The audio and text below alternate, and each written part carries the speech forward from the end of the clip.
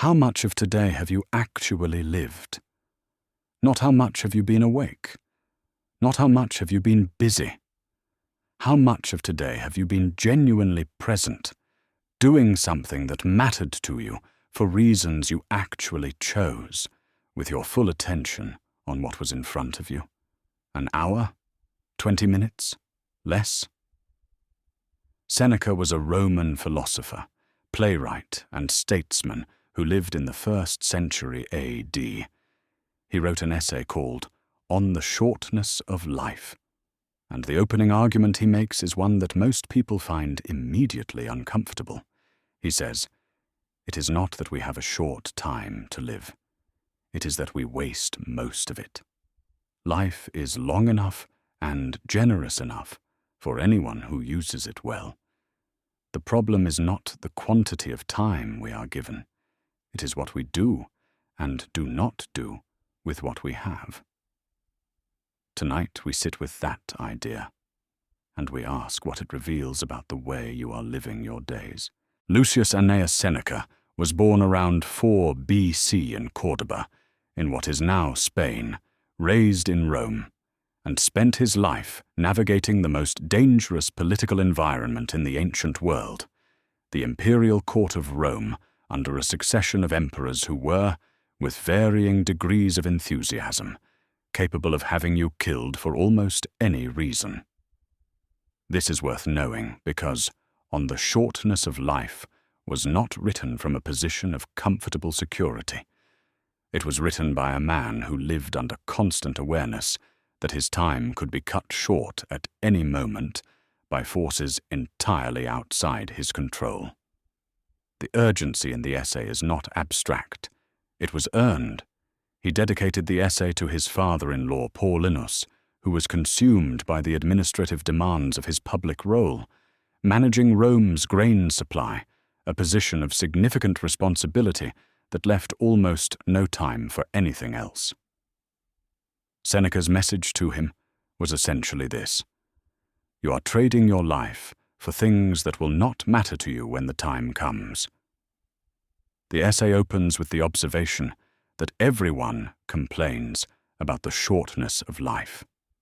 Philosophers, merchants, soldiers, farmers, all of them, at various points, lament that there is not enough time, that they are cut down before they have done what they intended, that life is brief and cruel and insufficient for the ambitions they carried.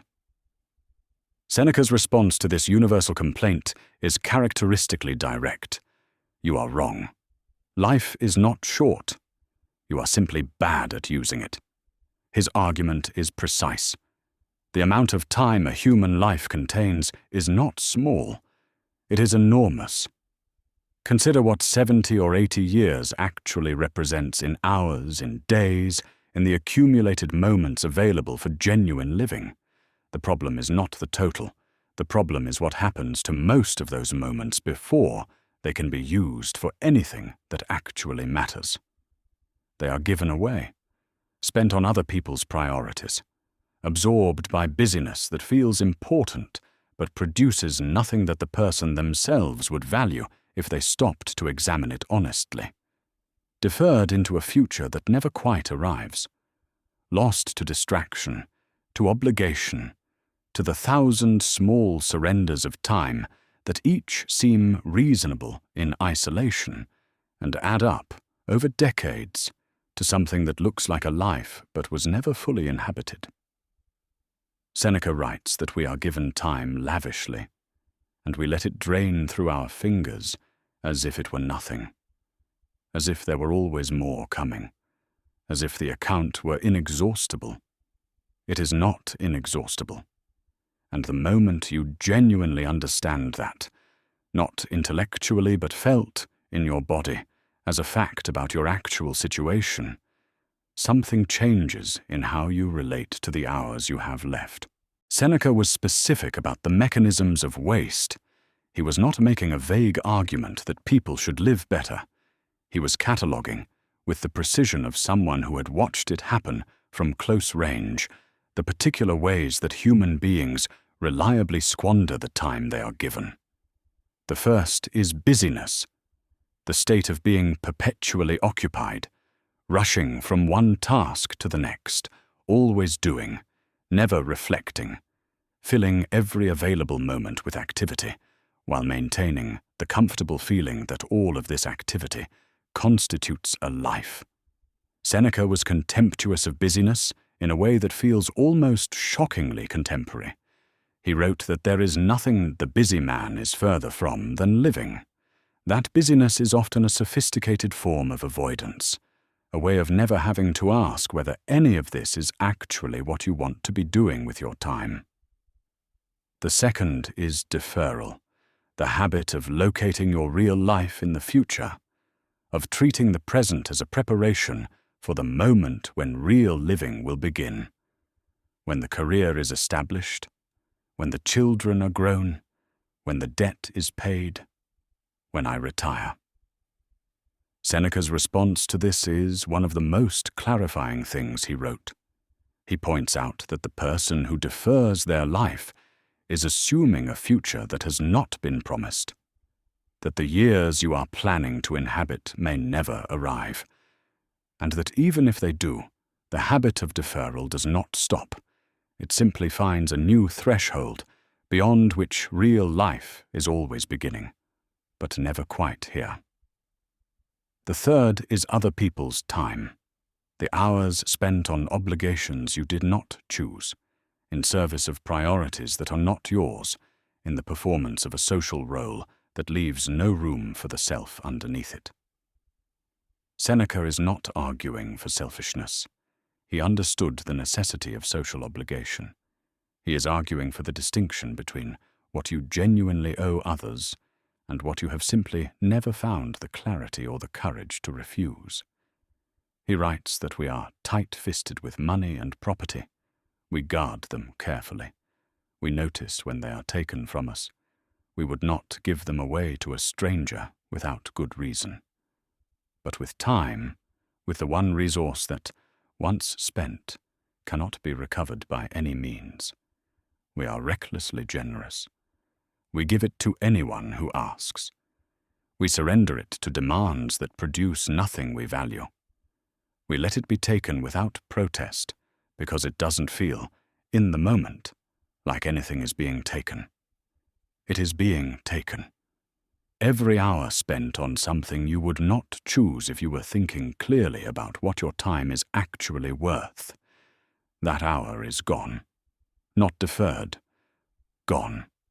There is a fourth mechanism of waste that Seneca identifies, and that feels particularly relevant now, even though he was writing 2,000 years before the smartphone existed. Distraction. The movement of attention toward whatever is immediately stimulating rather than what is genuinely important. The human tendency, present in every era and amplified dramatically in ours, to let the urgent crowd out the significant, to spend the hours that could be used for something that matters on things that produce nothing but the temporary relief of occupied attention. Seneca did not have a phone. He had parties, gossip, the spectacle of the arena, the endless social performances of Roman aristocratic life. The content of the distraction changes. The mechanism does not. The attention moves toward stimulation and away from meaning, and the hours disappear, and the life that was going to be lived later remains unlived. Seneca's prescription is not complicated. It is simply very difficult. Reclaim your time, not dramatically, not all at once, not through some wholesale rejection of your obligations and relationships, but deliberately, consistently, with the seriousness of someone who understands that the account is finite and the withdrawals are irreversible. He argues that the person who lives well is not the person who lives longest, but the person who wastes least, who gives their attention, their genuine, present, undivided attention, to the things that actually matter to them, who is actually in their own life rather than perpetually preparing for it, or recovering from it, or performing it for an audience.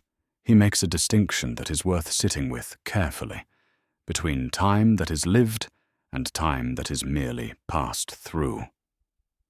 Passing through time is what most people do most of the time, being present in body while absent in attention, going through the motions of a day without ever fully arriving in it. The hours tick by and the things get done, and the day ends, and nothing in particular was felt or chosen or genuinely inhabited. Living time is different. It requires presence, the quality of actually being where you are, with what is actually in front of you, engaged rather than managing. It requires choice, the ongoing, effortful selection of how this hour will be spent, rather than the passive acceptance of whatever fills it. And it requires the particular courage of taking your own time seriously enough to defend it from the 1,000 forces that would rather have it.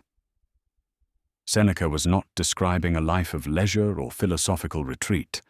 He was describing a life of genuine engagement with work that matters, with people you actually love, with the particular hours of your particular existence, rather than a general blur of days that are all more or less the same.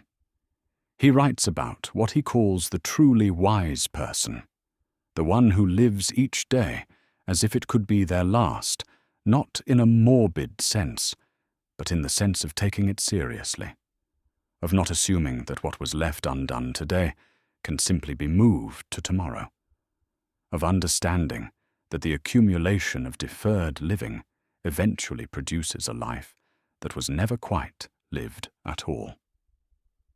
This connects to everything we have explored on this channel, the Nietzschean question of whether you could want your life to repeat, the Stoic practice of meeting each obstacle as material rather than interruption, the Jungian project of becoming genuinely yourself rather than the persona you built to get through the day, the backward law's invitation to stop deferring your presence to a future moment that will be more convenient. All of it in the end is pointing at the same thing Seneca was pointing at 2,000 years ago. The hours are going, they are always going, and the question is only whether you are in them. Seneca spent his final hours dictating, bleeding, still thinking, still trying to get something true onto the page before the time ran out. He had written, decades earlier, that we suffer more in imagination than in reality, that death itself is nothing to fear. It is simply the end of the time we were given. What matters is what was done with it, whether it was inhabited or merely passed through, whether the hours were spent or squandered. Go back to the question at the beginning. How much of today have you actually lived? And, more importantly, how much of what remains of it still could be?